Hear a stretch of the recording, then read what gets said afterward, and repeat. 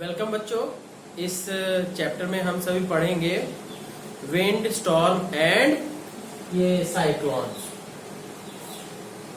ध्यान दीजिएगा कि विंड जो है, जो हल्की हवा चलती है उसको कहते हैं, स्टॉर्म जो हैवी हवा चल रही है बड़ी तेज स्पीड से, और साइक्लोन मतलब भयंकर हवा चलती है, उसके साथ आंधी तूफान सब कुछ रहता है। ठीक है, तो अब ये है, इसके बारे में पढ़ेंगे। तो अभी यहाँ पे हम सब देखते हैं, सबसे पहले क्या है, व्हाट इज द एटमॉस्फेयर। ठीक, एटमॉस्फेयर क्या चीज है?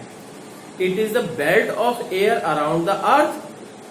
ठीक है, ये क्या डिफिनेशन क्या होनी चाहिए? इट इज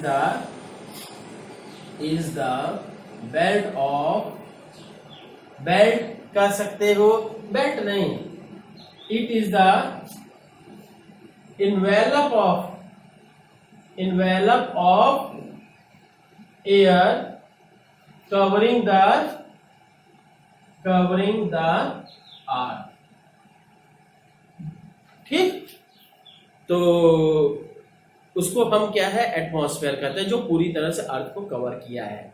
पर एक चीज जान लीजिए कि ये एटमॉस्फेयर जो है वो भी धीरे धीरे हाइट, जैसे जैसे हाइट बढ़ेगी अर्थ सरफेस से, वैसे वैसे एटमॉस्फेयर की एयर की डेंसिटी धीरे धीरे कम होती जाएगी और लास्ट में जाके वैक्यूम आएगा।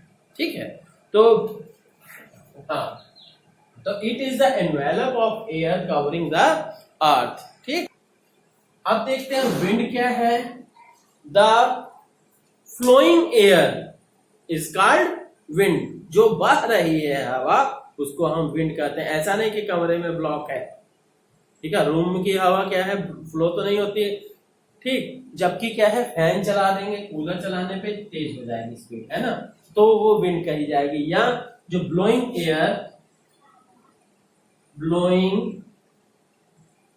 एयर इज कॉल्ड ये विंड। ठीक, तो अब देखते हैं कुछ एयर की प्रॉपर्टीज क्या क्या है। ठीक है, तो बच्चों अब ये देखते हैं कि प्रॉपर्टीज ऑफ एयर। सबसे पहले कुछ एग्जांपल्स के थ्रू हम समझने की कोशिश करेंगे कि एयर की क्या प्रॉपर्टी है।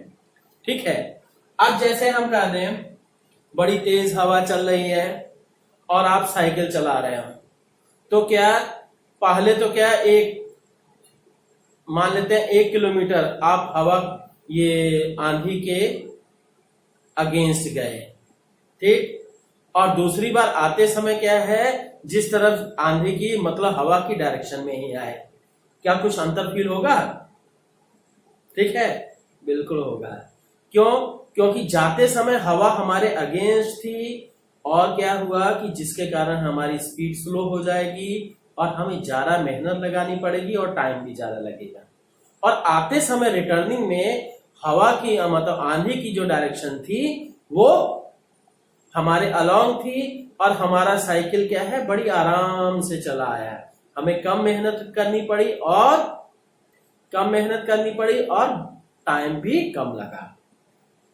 क्या कारण है इसका? हवा कुछ प्रेशर लगाई। इसी तरह से दूसरा एग्जांपल हम देखते हैं, selling A boat in the direction of wind. ठीक है, यहां पे अगेंस्ट या इन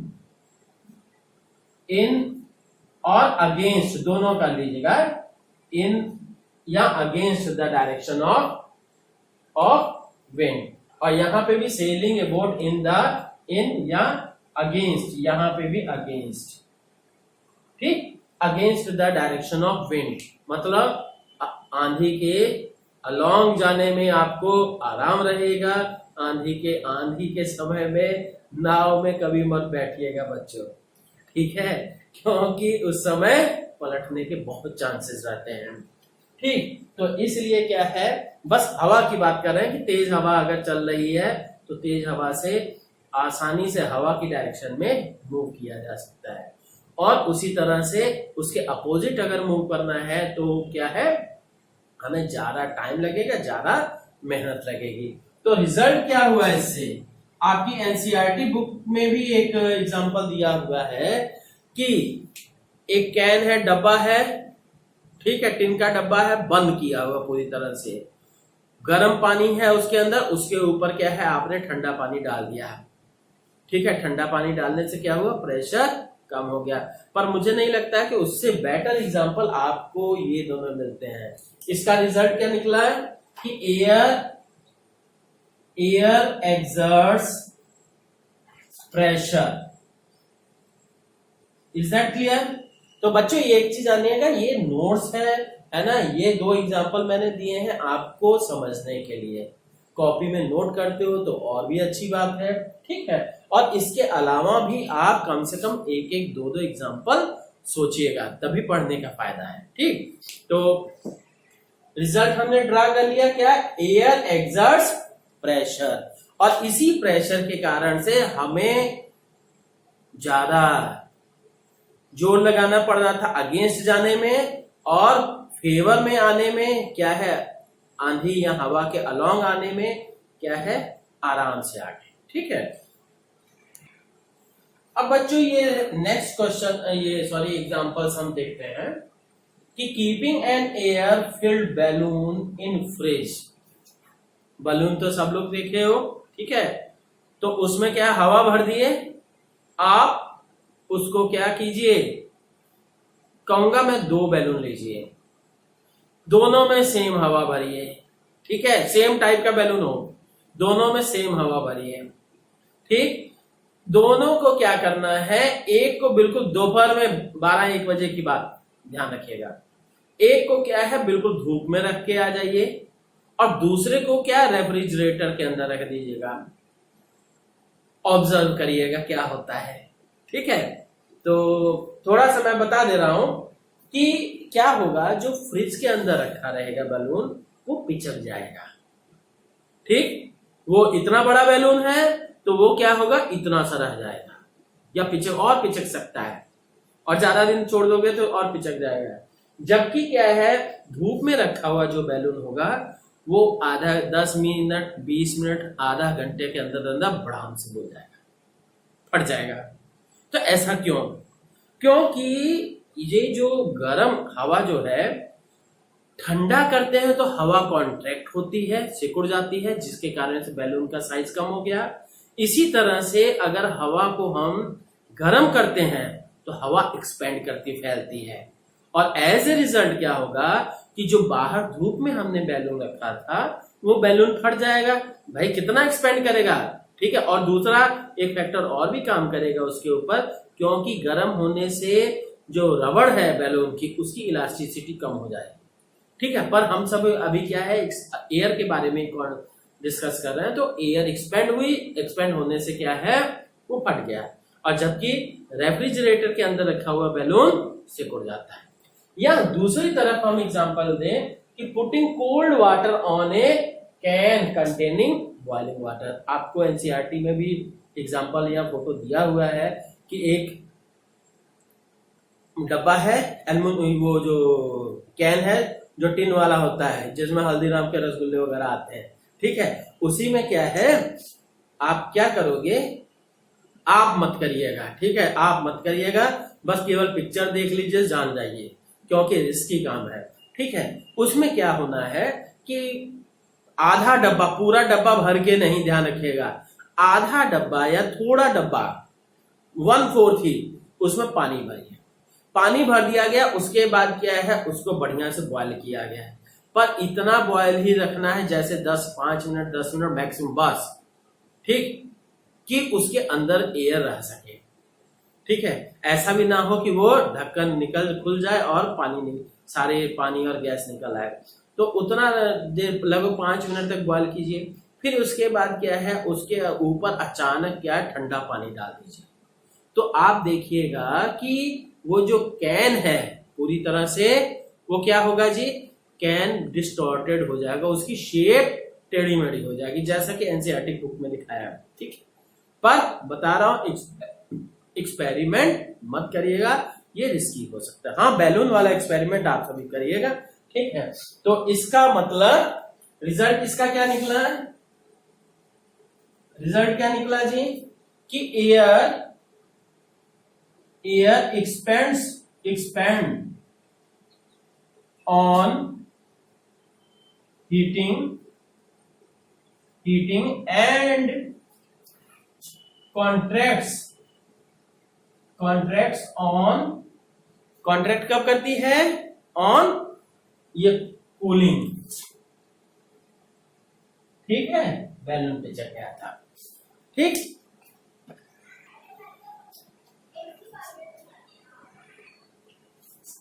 अब देखते हैं बच्चों की एग्जांपल कि स्मोक या फ्लेम्स क्या होता है, हमेशा ऊपर की तरफ उठते हैं, क्यों? सोचिएगा। अभी हम इसका एग्जांपल आंसर देते हैं। इन समर कि गर्मियों के समय में start the fan of A close room, कोई रूम बंद है, ठीक है, एसी वगैरह कुछ नहीं चल रहा, ध्यान रखिएगा, ना ही वेंटिलेटर है, रूम बंद है, अचानक क्या है, फैन चला के देखेगा, क्या होगा? स्टार्टिंग में आपको बिल्कुल जैसे बिल्कुल गर्म हवा सी आएगी, ठीक। या तीसरा क्या है कि ventilators are made near the roof, जो पहले के घरों में पहले जो छतें रहती थी काफी ऊंची रहती थी और जो रोशनदान बनते थे छत से थोड़ा सा नीचे रहते थे, और आजकल तो क्या दरवाजों के ऊपर ही साथ में रोशनदान दे दिए जाते हैं, क्योंकि छत भी तो 10 फीट की रहती है ना। तो वो अलग मैटर है। ये सब पॉइंट्स मैं बच्चों आपको क्या है हीट चैप्टर में डिस्कस कर चुका हूँ कि जो एसी होता है ऊपर लगा जाता है और जो हीटर होता है नीचे रखा जाता है, क्यों, ठीक है, वो सब भी सोचिएगा। हाँ, इसमें क्या है, स्मोक या फ्लेम जो है गर्म होती है, वो हल्की होती है, जिसके कारण से वो ऊपर उठती है, ठीक। एक सिंपल सा एग्जांपल मैं बताऊं, एक ग्लास लीजिए, ठीक, ग्लास में पानी भर दीजिए, उस पानी में क्या है, आपको जैसे कहें कोई पेंसिल ही है, ठीक, एक बकेट लीजिए, पेंसिल ही है, पेंसिल आप सीधे गिरा दिए उसमें, तो पहले तो स्टार्टिंग में नीचे जाएगी, फिर उसके बाद ग्रुप से ऊपर ऐसे तैरने लग जाएगी, है ना पेंसिल, क्यों? क्योंकि पेंसिल क्या है, वो हल्की है पानी से, इसलिए वो ऊपर तैरने लगी। तो इसी तरह से जो स्मोक है या फ्लेम है वो भी एयर से, कोल्ड एयर से जो है हल्की होती, इसीलिए वो ऊपर उठती है। तो इसी तरह से हम कहेंगे समर्स में जो गर्म हवा होती है वो ऊपर कलेक्ट रहती है छत के पास में, और जैसे फैन चलाते हैं हमें स्टार्टिंग में गर्म हवा मिलती है। और तीसरा क्या कि वेंटिलेटर्स जो है छत के पास रहते हैं, क्योंकि जो ये फिर से वही बात है कि गर्म हवा ऊपर उठती है, और भाई आपको कमरा ठंडा रखना है ना गर्मियों में भी, तो इसलिए क्या है वेंटिलेटर ऊपर दिया गया, और गर्म जितना भी गर्म हवा हुई सारी की सारी वेंटिलेटर के थ्रू निकल गई। तो बच्चों इस 3 एग्जांपल से आपको क्या प्रॉपर्टी मालूम चली कि रिजल्ट क्या है, रिजल्ट कि ये hot air rises up and cold air comes down, ठीक है। जो गर्म हवा होगी वो ऊपर उठेगी और ठंडी हवा नीचे आएगी, ठीक। Let us see students example of blowing between 2 balloons. आपके एनसीईआरटी में भी एग्जांपल दिया हुआ है, और हम बताएं कि जैसे क्या एक स्टिक लीजिए या कोई छोटी सी स्टिक ले लिए पतली सी, और यहाँ पे क्या है बैलून उसके बांध दिए, एक बैलून ये हुआ और एक बैलून ये। अब क्या करेंगे, उन दोनों बैलून्स के बीच में इस पोजीशन से फूकेंगे, यहाँ पोजीशन पे नहीं, यहाँ पे हम ले गए ऐसे फूके तेजी से, या कोई पाइप लगा के, पाइप थोड़ा सा गैपिंग रखना चाहिए ताकि उसके अंदर से एयर पास हो। तो अब ऐसी सिचुएशन में आप ऑब्जर्व करिएगा कि दोनों बलून्स क्या है अट्रैक्ट होंगे एक दूसरे की तरफ, ठीक है।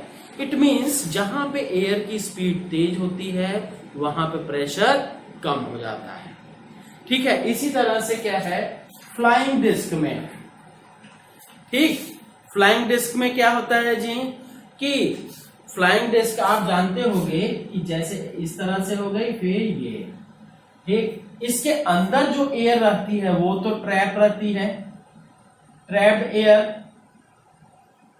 ठीक, और जबकि ऊपर की एयर की स्पीड ऐसे रहती है, ठीक, ऐसी शेप रहती है कि एयर उसके ऊपर से आ जा सके।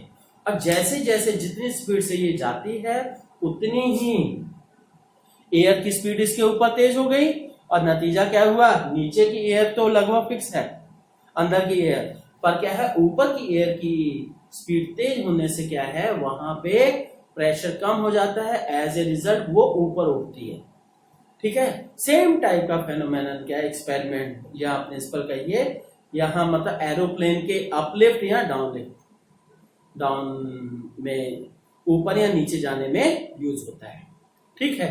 तो अब देखिए, तो यहां रिजल्ट क्या निकला है दोनों से, रिजल्ट कि एयर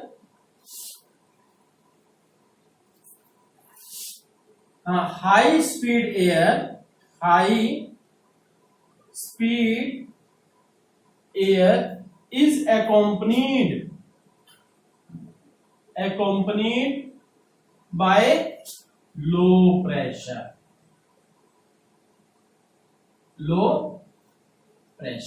ठीक है।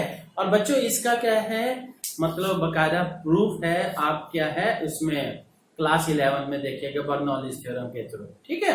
तो और बच्चों एक कॉमन एग्जांपल आप सभी ऑब्जर्व किए होंगे, गर्मियों में के दिनों में आंधी खूब आती है, ठंडियों में उतनी नहीं आती है, क्या गर्मियों में ज्यादा आती है, ठंडियों में आंधी आती है, पर क्या है वो किसी और प्लेस के कारण से। अब पर गर्मियों में आने का कारण क्या है कि किसी अनइवन हीटिंग के कारण से किसी जगह अर्थ ज्यादा गर्म हो गई, किसी जगह कम, और रिजल्ट क्या हुआ, गर्म जहां पे ज्यादा हीटिंग हुई वहां की एयर ऊपर उड़ गई हल्की होने के कारण से, और कोल्ड प्लेस से एयर आती है, ठीक है। एज ए रिजल्ट क्या होता है कि आंधी तूफान आता है, ठीक है। तो अब यहां पे हम बात कर रहे हैं, ये 5वां पॉइंट क्या, कि एयर फ्लोज फ्रॉम हाई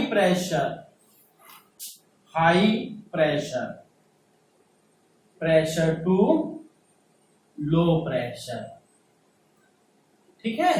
तो हवा क्या है, हाई प्रेशर मतलब जहां ठंडा है, ठीक है, जहां हवा की स्पीड कम है वहां से हवा जाती है कहां पे, जहां लो प्रेशर किसके कारण से क्रिएट हुआ, लो प्रेशर हवा हल्की होने के कारण से, हवा हीट हुई, हीट होने के बाद ऊपर उड़ गई, और वहां पे क्या है नतीजा कि लो प्रेशर क्रिएट हो गया, ठीक है बच्चों।